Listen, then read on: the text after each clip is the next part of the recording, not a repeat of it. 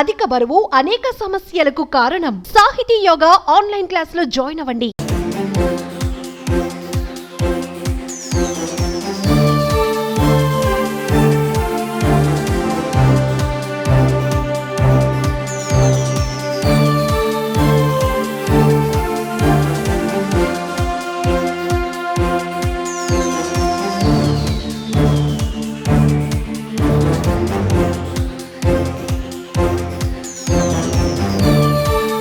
జనసేన అధినేత AP deputy CM Pawan Kalyan తన చిన్న కుమారుడు మార్క్ శంకర్ పవనోవిచ్ తో కలిసి తిరిగి హైదరాబాద్ వచ్చారు.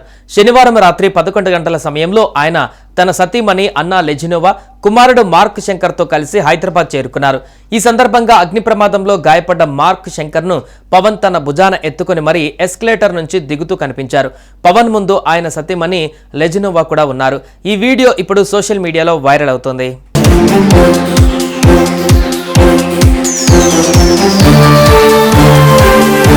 ఈ నెల 8న సింగపూర్ స్కూల్లో జరిగిన అగ్ని ప్రమాదంలో పవన్ కళ్యాణ్ చిన్న కుమారుడు మార్క్ శంకర్ గాయపడిన విషయం తెలిసిందే. మార్క్ చూసేందుకు ఈ నెల 9న హుటాహుటిన వెళ్లారు పవన్ కళ్యాణ్. సింగపూర్ ఆసుపత్రిలో మార్క్కి 4 రోజుల పాటు చికిత్స జరిగింది.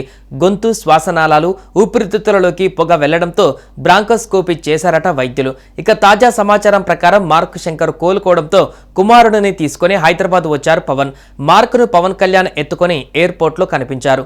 అటు తన భార్య కూడా పక్కనే ఉంది. ఇందుకు సంబంధించిన వీడియో సోషల్ మీడియాలో వైరల్ అవుతోంది.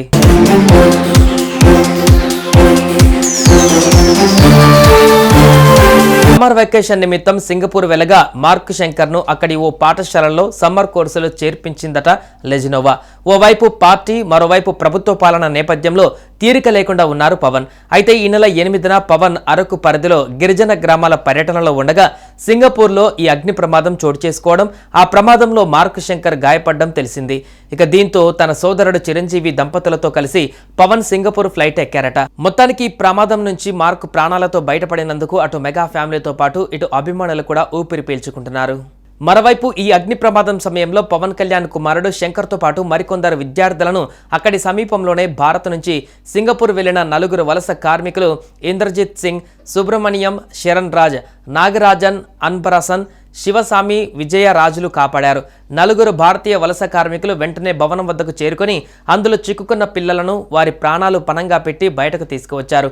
సింగపూర్ సివిల్ డిఫెన్స్ ఫోర్స్ ఘటనా స్థలానికి చేరుకోవడానికి 10 నిమిషాల ముందే వలస కార్మికులు 10 మంది పిల్లలను సురక్షితంగా బయటకు తీసుకువచ్చారు. దీంతో సింగపూర్ ప్రభుత్వం పిల్లల ప్రాణాలు కాపాడిన 4 భారతీయ వలస కార్మికులను సత్కరించింది. సుమన్ టీవీలో మీ పర్సనల్ అండ్ బిజినెస్ ప్రమోషన్స్ కోసం కింది నెంబర్కి కాంటాక్ట్ చేయండి.